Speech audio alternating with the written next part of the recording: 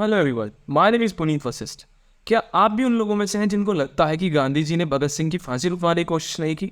क्या आप भी उन लोगों में से हैं जिनको लगता है कि गांधी जी ने पाकिस्तान को पैसे दिलाने की कोशिश की जब खुद इंडिया एक फाइनेंशियली स्ट्रॉन्ग कंडीशन में नहीं था?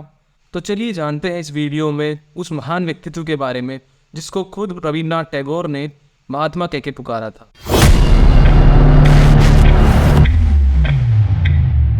तो आज हम आज़ादी के 75 वर्ष से भी ज़्यादा पूर्ण कर चुके हैं और हम आज एक आज़ादी का अमृत महोत्सव जी रहे हैं। तो हमारी कहानी की शुरुआत होती है ईस्ट इंडिया कंपनी से। ईस्ट इंडिया कंपनी की स्थापना हुई थी साल 1600 में, जो कि कुछ मर्चेंट के द्वारा की गई थी, जिनमें कुछ 125 शेयर होल्डर थे जिन्होंने मिलकर 70,000 पाउंड रेज किए थे। अब कंपनी का उस टाइम पे मेन एम था कि वो स्पाइस या बहुत सारी से ट्रेडिंग करेगी जिससे कि वो प्रॉफिट जनरेट कर सके। तो कंपनी अपने सफर पर निकलती है 1601 में, इंडोनेशिया पहुंचती है, लेकिन वहां जाने के बाद वो देखते हैं कुछ फॉरेनर्स का वहां पे ऑलरेडी डोमिनेंस है, तो वहां से वो छोड़ के निकल पड़ती है 1608 में इंडिया की तरफ, क्योंकि इंडिया उस टाइम पे एक सोने की चिड़िया कहलाता था और इतनी ज़्यादा यहाँ पे ह्यूज वेराइटी ऑफ क्रॉप्स, यहाँ पे अनेकों तरीके की बहुत सारी फसलें या बहुत सारे स्पाइसेस की भी खेती की जाती थी। तो यहाँ पे 1608 में पहुँचती है ईस्ट इंडिया कंपनी, जो कि स्टार्टिंग में पहुँचती है सूरत, गुजरात में। अब उस टाइम पे मुगलों का शासन था। उस टाइम पे मुगल शासक थे जहांगीर। जब जहांगीर से जाकर ईस्ट इंडिया कंपनी के ऑफिशियल्स बात करते हैं तो जहांगीर वहाँ साफ साफ मना कर देते हैं, क्योंकि यहाँ पर भी कहीं ना कहीं डोमिनेंस था पुर्तगीज़ का। तो पुर्तगीज का डोमिनेंस देखते हुए जब जहांगीर मना करते हैं तो उस तरफ से वो वहां से यूटर्न लेकर कहीं ना कहीं पहुंचते हैं अपनी दूसरी जगह। अब दूसरी जगह थी आंध्र प्रदेश। तो 1611 में ईस्ट इंडिया कंपनी पहुंचती है आंध्र प्रदेश। तो शुरुआत होती है आंध्र प्रदेश से ईस्ट इंडिया कंपनी की, वहां से कुछ प्रॉफिट जनरेट करती है और वो वापस ट्राई करने के लिए 1612 में वापस सूरत आती है। सूरत आने के बाद जब वो डोमिनेंस देखती है पुर्तगीज का, कहीं ना कहीं उन दोनों के बीच में एक जेलसी होती है और एक बैटल लड़ा जाता है जिसको हम कहते हैं बैटल ऑफ स्वाली। तो ये हमने पहली लड़ाई देखी जो ब्रिटिशर ने इंडिया में लड़ी थी पुर्तगीज के खिलाफ। अब ब्रिटिशर अपना आइडिया चेंज करते हैं और अपने कुछ ऑफिशियल्स को भेजते हैं कुछ गिफ्ट्स लेकर, क्योंकि पहले महाराजा क्या आते हैं, उनको कुछ गिफ्ट्स दीजिए, डेफिनेटली वो लोग हैप्पी हो जाएंगे। तो ब्रिटिशर ऑफिशियल इस बार पहुंचते हैं कुछ गिफ्ट्स के साथ जहांगीर के पास, और इस बार जहांगीर एक पैगाम पास कर देते हैं कि ईस्ट इंडिया कंपनी को भी अब इजाजत है, वो यहाँ पर ट्रेडिंग कर सकती है। तो बैटल ऑफ स्वाली के बाद में पुर्तगीज सिमट कर रह गए गोवा के एरिया तक। अब ऑफिशियली ईस्ट इंडिया कंपनी को एंट्री मिल चुकी थी इंडिया में। अब उन्होंने धीरे धीरे अपने पैर पसारने शुरू किए, धीरे धीरे अपना बिजनेस फैलाया। अब साल 1700 तक आते आते ईस्ट इंडिया कंपनी के मन में भी एक लालच उत्पन्न होता है। वो चाहती है कि कहीं ना कहीं अब ट्रेड में जो टैक्स है वो फ्री कर दिए जाए और हम लोग टैक्स फ्री ट्रेड कर सके ऑल इंडिया में। वो शुरुआत करती है बंगाल से। बंगाल में 1717 में कहीं ना कहीं वो सक्सेस भी पा जाते हैं किसी तरीके से, और उस टाइम पर डाउनफॉल हम देख सकते हैं किस तरीके से स्टार्ट हो चुका था। ये हम लोग कह सकते हैं कि ईस्ट इंडिया कंपनी डोमिनेट कर चुकी थी मुगल्स के ऊपर। उस टाइम पे ईस्ट इंडिया कंपनी ने अपने कुछ पपेट्स बनाकर रख दिए थे कुछ बंगाल में, जिसमें नवाब्स थे या कुछ हमारे कुछ राजा महाराजा थे जो कहीं ना कहीं केवल ईस्ट इंडिया कंपनी के इशारे पर काम करते थे। अब मिड 19वीं सेंचुरी तक आते आते कहीं ना कहीं ईस्ट इंडिया कंपनी पूरे इंडिया को कैप्चर कर चुकी थी। साल 1874 की बात है जब ईस्ट इंडिया कंपनी का नाम बदल दिया गया था और कहीं ना कहीं ऑफिशियल ब्रिटिश रूल अब इंडिया में लागू कर दिया गया था। अब जैसा कि मैंने आपको बताया कि कहीं ना कहीं मुगल्स का जो दबदबा था वो कम हो चुका था, और साल 1857 में जो बहादुर शाह जफर थे उनको गिरफ्तार कर लिया जाता है रेड फोर्ट दिल्ली से और उनको बर्मा भेज दिया जाता है। तो 1857 की ही बात है जब पहला रिबेल भी हुआ ईस्ट इंडिया कंपनी या ब्रिटिशर के खिलाफ। अब उधर गांधी जी का जन्म होता है 2 अक्टूबर 1869 में पोरबंदर, गुजरात में। उसके कुछ ही समय बाद वो लोग राजकोट शिफ्ट हो जाते हैं। गांधी जी के पिता का नाम था करमचंद गांधी और गांधी जी की माता का नाम था पुतलीबाई। तो जो गांधी जी के पिताजी थे मोहनदास करमचंद गांधी, वो उस एरिया के दीवार थे।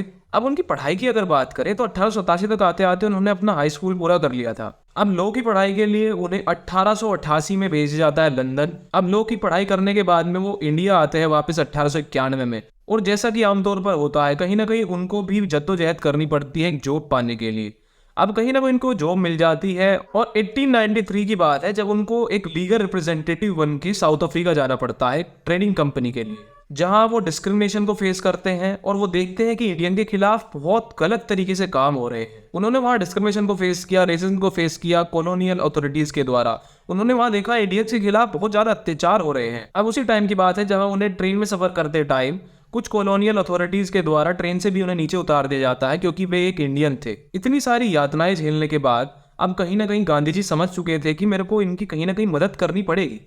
तो गांधी जी वहाँ स्टार्टिंग करते हैं इंडियन नटाल कांग्रेस की। नटाल कांग्रेस के साथ साथ में वो वहाँ सत्याग्रह आंदोलन भी करते हैं। तो वो एक न्यूज़पेपर की भी स्टार्टिंग करते हैं, द इंडियन ओपिनियन नाम से जो था। तो वहाँ वो एक इंडियन ओपिनियन नाम का न्यूज़पेपर भी स्टेब्लिश करते हैं। तो उनका मेन एम था अब कि कहीं ना कहीं जो इंडियन के खिलाफ जो गलत तरीके से काम हो रहे हैं उन सबको स्टॉप करके और इंडियन के जो राइट है उनको इवॉल्व किया जाए। अब साउथ अफ्रीका में रहते हुए गांधी जी वहाँ 1893 से कहीं ना कहीं 1914 तक रहते हैं और ये उनको हेल्प करता है उनकी फिलॉसफी और आइडियाज़ को डेवलप करने में, जो कि हमारे लिए आगे बहुत ज़्यादा महत्वपूर्ण होने वाली थी इंडिया के इंडिपेंडेंस के लिए। अब उधर 1885 में हमारे यहाँ भी इंडियन नेशनल कांग्रेस की स्थापना हो चुकी थी एलन ह्यूम के द्वारा और दादा भाई नेरोजी और कुछ ऐसे ही अलग समर्थकों के द्वारा। इंडियन नेशनल कांग्रेस का एक मेन एम था उस टाइम पे कि हमारे इंडियंस के एम को और हमारे राइट्स को कहीं ना कहीं सिक्योर करना और उनको प्रमोट करना। स्टार्टिंग में जो मेन रोल अदा करते हैं इंडिया में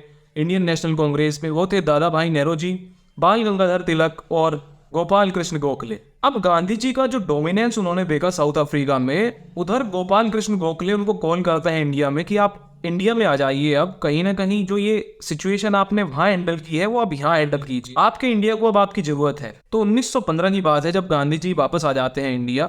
उसके बाद में वो पूरी देश की सिचुएशन को समझते हैं और साल 1921 में इंडियन नेशनल कांग्रेस को भी ज्वाइन कर लेते हैं। अब बहुत सारे मूवमेंट्स भी गांधी जी ने इंडिया में किए, जैसे अब 1920 में नॉन कॉपरेशन मूवमेंट चलाया जाता है गांधी जी द्वारा to boycott the goods of Britisher, या ये कहते कि खादी को इवॉल्व करने के लिए उन्होंने ये मूवमेंट स्टार्ट किया था, जिससे कहीं ना कहीं हमारी जो डिपेंडेंसी है वो ब्रिटिशर पे कम हो सके। साल 1930 में उन्होंने दांडी मार्च को स्टार्ट किया। जो दांडी मार्च था उन्होंने स्टार्ट किया था अहमदाबाद से। तो जो ये साल सत्याग्रह था या दांडी मार्च था ये उन्होंने 78 पीपल्स के साथ स्टार्ट किया था अपने साबरमती आश्रम अहमदाबाद से।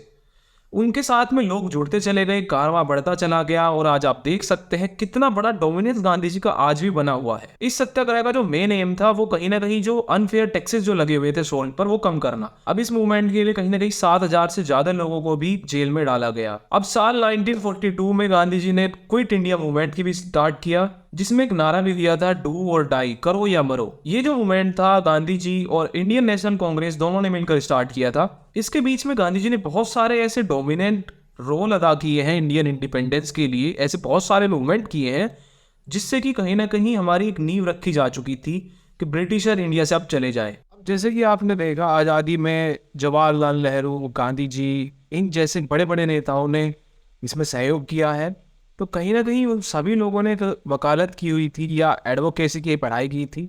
तो अगर आप लोगों को भी एडवोकेसी में करियर बनाना है या आप लोग परस्यू कर रहे हैं और इंटर्नशिप चाहते हैं तो मैं आपको सजेस्ट करूंगा ADB हेल्प, एक प्लेटफॉर्म के बारे में जो कि आपको फ्री इंटर्नशिप प्रोवाइड करता है, साथ साथ में अच्छी गाइडेंस देगा और आप लोग यहाँ से केस भी सोल्व करवा सकते। If you have any kind of problem related to your any concern और related to your cases, so you can also visit to ADB Help. There they will provide you the best expert lawyers who will help you out and will give you the 100% solution. So let's move forward to this video. अब साल 1947 में जाकर हम लोगों को finally आज़ादी मिलती है, लेकिन किस बेसिस पर? हम लोगों का एक बंटवारा हो जाता है जिसका नाम था इंडिया एंड पाकिस्तान।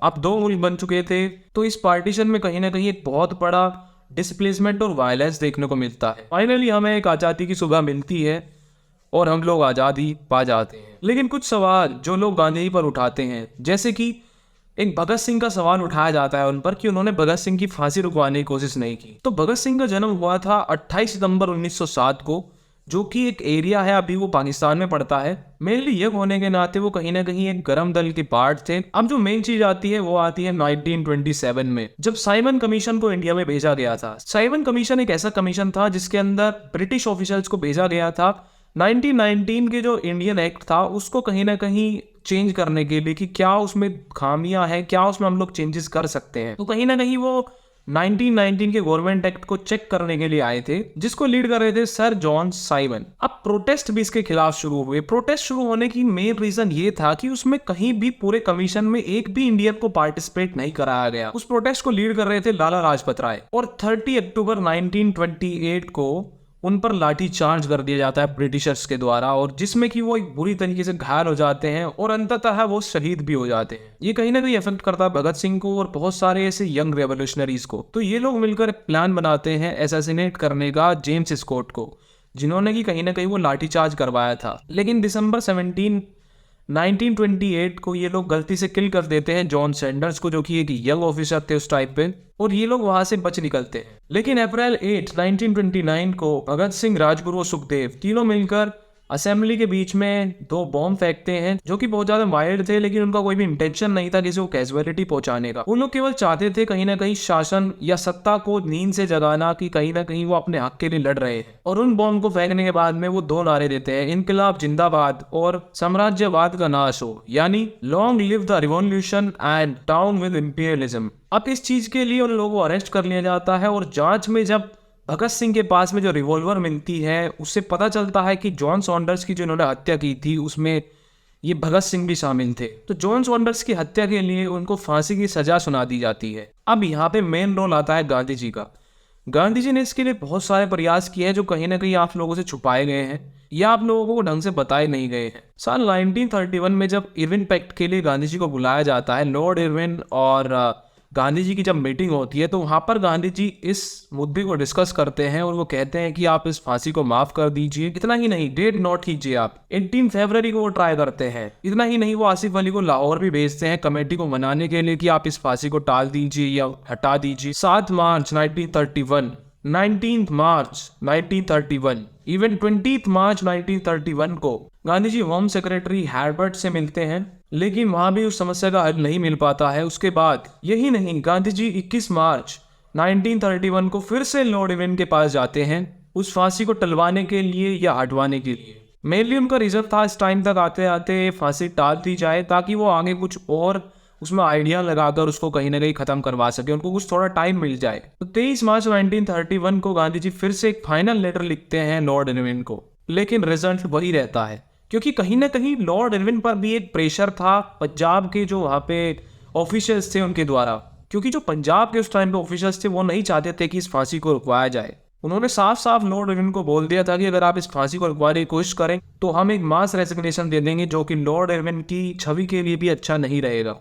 अब फाइनली 23 मार्च 1931 राजगुरु, भगत सिंह और सुखदेव को फांसी दे दी जाती है और वो शहीद हो जाते हैं। लेकिन उनका नारा इनकलाब जिंदाबाद एक आग लगा के चले जाता है सभी इंडियंस में जो लड़ रहे थे उस टाइम पे, एक रेवोल्यूशन कर रहे थे ब्रिटिशर के खिलाफ अपनी आज़ादी पाने के लिए। इतना ही नहीं, अगर आप देखेंगे भगत सिंह के पिताजी ने भी उनके लिए बहुत प्रयास किए, और अंत में भगत सिंह ने जब उनको भी मना कर दिया था, उन्होंने अंत में बोला था अपने पिताजी को कि आप गांधी जी और उनके साथ रहकर इस लड़ाई को लड़ें, आप मेरी चिंता ना करें, मैं एक पॉलिटिकल रेवोल्यूशनरी हूं और मैं नहीं चाहता कि मेरे को किसी भी तरीके से माफ किया जाए या माफीनामा मिले। तो हम लोग कहीं ना कहीं गांधी जी को इसके लिए ब्लेम नहीं कर सकते हैं कि उन्होंने फांसी रुकवाने की कोशिश नहीं की। गांधी जी एक ऐसे लीडर रहे हैं जिन्होंने सदैव एक यूनिटी और नॉन वायलेंस के खिलाफ लड़ाई की है।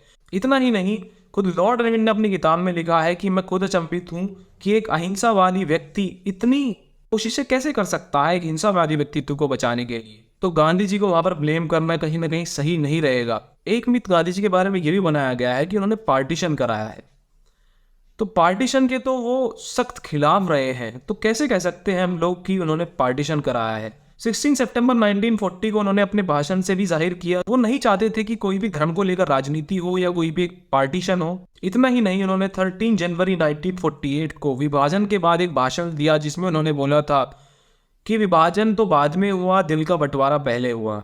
एक मिथ उनके बारे में बनाया जाता है कि उन्होंने पाकिस्तान को पैसे दिलवाए, तो इसको भी समझ लेते हैं। इंडिया की आज़ादी के समय इंडिया के पास 400 करोड़ के आसपास फंड था, जिसमें कि इंटरनेशनल कोर्ट ऑफ जस्टिस के साथ बैठकर ये समझौता हुआ था कि 75 करोड़ इंडिया को देने हैं पाकिस्तान को और बाकी इंडिया के पास रहेंगे, जिसमें से इंडिया ने 20 करोड़ पहले दे चुके थे। अब जब वायलेंस ज़्यादा हो रहे थे और कहीं ना कहीं कश्मीर का मुद्दा उठ गया था, जब पाकिस्तान ने कश्मीर में इन्वेड किया तो इंडिया ने कहीं ना कहीं उनके कुछ पैसे रोक लिए। That is approximately equal to 55 crore, क्योंकि 20 करोड़ हम लोग उनको दे चुके थे। उसी टाइम पर जब हम लोग को आज़ादी मिल चुकी थी तो कुछ रिवॉर्ड्स चल रहे थे पूरे इंडिया में, कुछ वायलेंस चल रहा था जिसके खिलाफ गांधी जी अनशन पर बैठे हुए थे।